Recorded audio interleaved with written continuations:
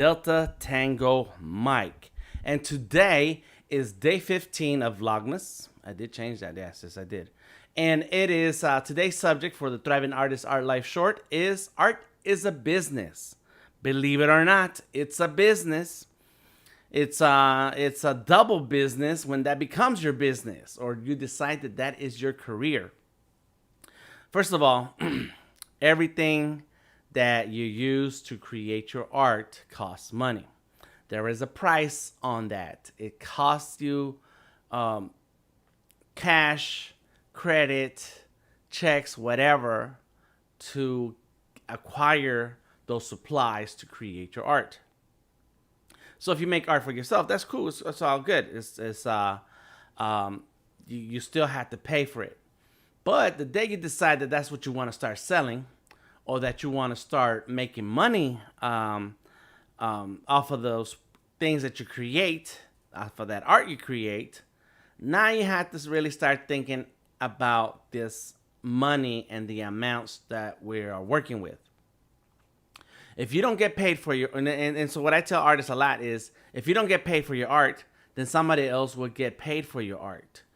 And so as an example, what I mean by that is when you spend money on art materials and then someone offers you money for the finished product, the price you get for the finished product needs to be higher than the money you spent in those materials. If you wish to make it a gift, if you wish to make it a donation, that's great. And we call those things, the donation part, we call that charity. And the gifts, it was just a gift, something that you give out of your own heart and your own reasons. But what you don't do is let people negotiate you to a price that is less than the money that you spent on the materials themselves. And so you have to treat your art career like a true business if you want to succeed in this business, in this art career. And so that means you got to charge for your goods and services. You need to pay others for their goods and services. And so we started talking about art materials and supplies, but here comes more on that note. What about software? What about computers? What about an establishment, storefront, the services that you need for a building? You have to start keeping. You need an accounting system to keep track of the monies going in and coming in and going out. Paper and pencil's fine. So is Evernote, Excel, Quickbooks, Square, whatever you can get your hold of. Your hands on whatever you can get in your hands will be fine as long as you start to keep track.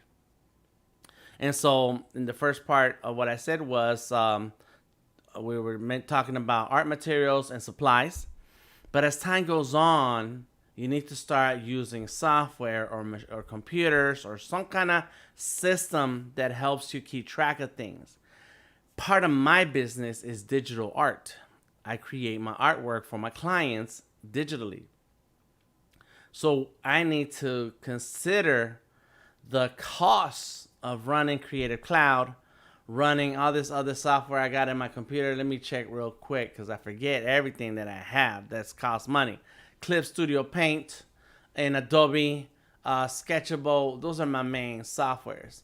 You ask my wife, who's in charge of keeping track of our expenses and the invoices and our clients, and she has a whole different systems that we pay for. And the reason why I mentioned, I wanted to talk about this here today, is that you need to pay for the services that you need to run your business. And the reason I'm talking about this today is because I see creatives posting online that they're still looking for a cracked version of Adobe software. They want a cracked version of Photoshop, cracked version of Illustrator. One time I came across a friend of mine who was using a computer, and he complained about how the computer doesn't work really well. And I said, what's wrong with it? So we started tinkering with it, looking at the settings, and kind of find out he hadn't paid for the OS. So that's why it wasn't working well. It's like, it's $10 at that time for what he was doing. It's $10. Pay the $10. we have to pay for things that are gonna help us run our business and get others to pay us for our business. And that also means paying others for their goods and services. If you need a good and service, if you need something from somebody, another artist, a supplier, a vendor, or something, you're gonna have to pay for them and pay them their price. So that way it generates that energy around you that you deserve to get paid your price.